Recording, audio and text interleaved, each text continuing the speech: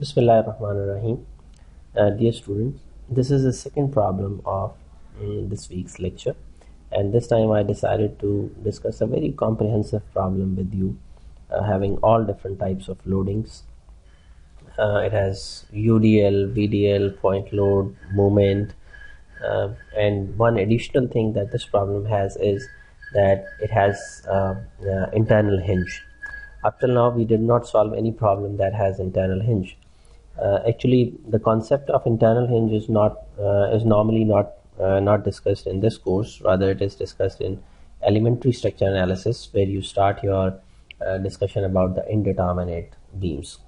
But I thought that I should give you some idea about this. So basically, when we have internal hinge in our structure, that internal hinge reduces the degree of indeterminacy by 1 of that structure. For example, if you look at this beam is a propped cantilever beam. It has a fixed support at this end and it has a roller support at the other end. Means that if you ignore the internal hinge, then the degree of indeterminacy of this beam will be equal to 1.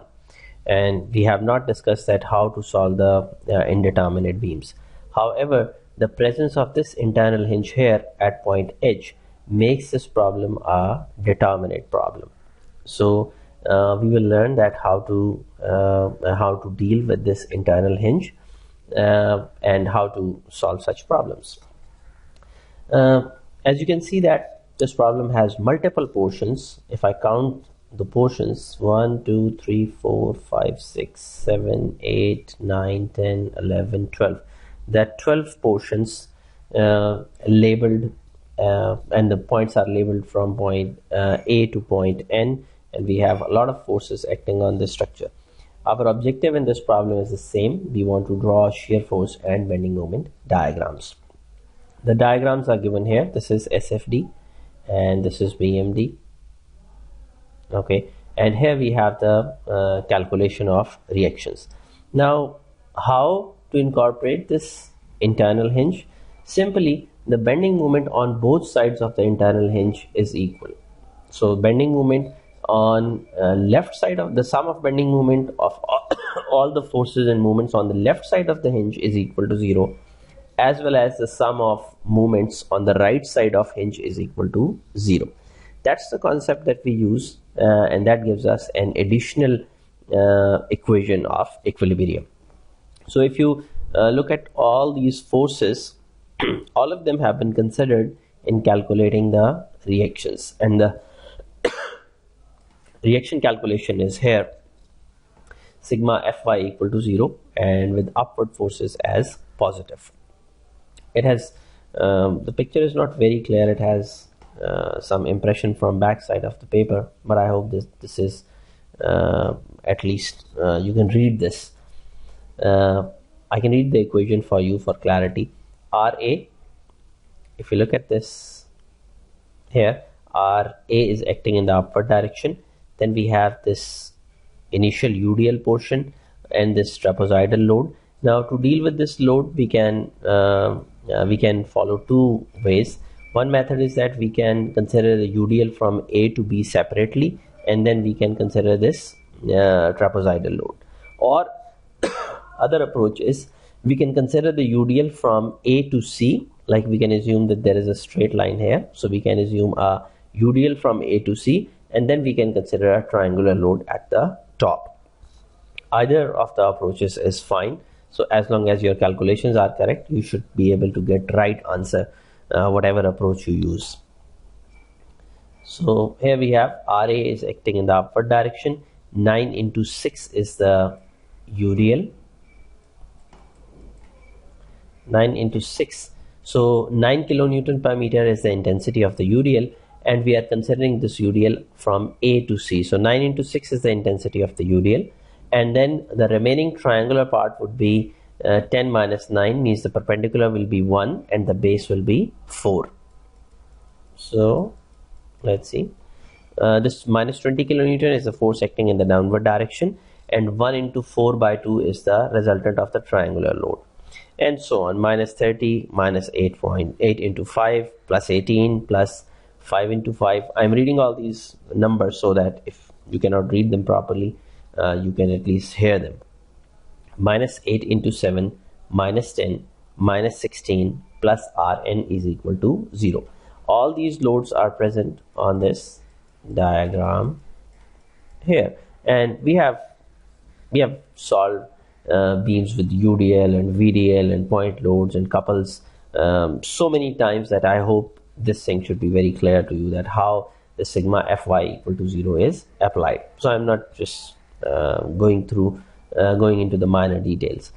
Then next is next step is something new, that this time we are considering calculating the sum of moment about point H on the right side equal to 0 and sum of moment about point H on the left side equal to 0. So we are considering left and right sides separately.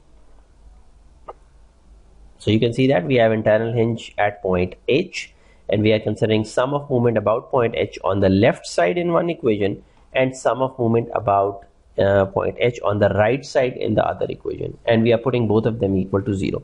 So this will give us two equations, and when we solve these two equations, we will get the values of Rn and Ra. You can see that when we take sum of moment, like when we apply sigma Fy equal to 0, we get Ra plus Rn equal to 185. When we apply sigma MHR equal to 0, we get Rn, and that's equal to 31.47. And if we plug in this value in equation number 1, we get Ra equal to 153.53 kilonewton. And then we can apply sum of moment about point H on the left side equal to 0. When we apply this equation, we get Ma equal to 1170.6 kilonewton. So this way we get the equation, the value of reactions for all the supports. We have three reactions in this case: Ra acting in the upward direction, Rn also acting in the upward direction, and Ma is, our assumed direction is counterclockwise. Our answer comes out to be positive. So finally we get Ma equal to how much? 1170 kilonewton. And we know that for area method, that's all what we need. We just need to mark the reactions here, and then we can start applying, plotting the shear force and bending moment diagrams. And for this problem, once again, I will not go through each step. I have already explained this method quite in detail. So I want you guys to go through this problem by yourself. And if you guys have any question or any confusion, then we can talk about that in our class. One thing that in area method, we know that whenever we have a VDL, then it's a bit challenging to solve the problem for the VDL part. And for that case here, for portion BC, we have written the equation. So that's always an option. Whenever you feel that if a situation is complicated and area method cannot work, it actually can work, but if you don't feel convenient with that, then you always have that option to write down the equation and get the exact values. So in this problem, we have written the equation of moment for portion BC, and that equation is given here. So we will just plot shear force and bending moment diagram stepwise. Wherever we have upward force, we'll plot it. We will move in the upward direction, and we will, whenever we have a force acting in the downward direction, we'll move shear force diagram in the downward direction, and so on. We have already discussed how to deal with an area load, whether it's a UDL or a VDL.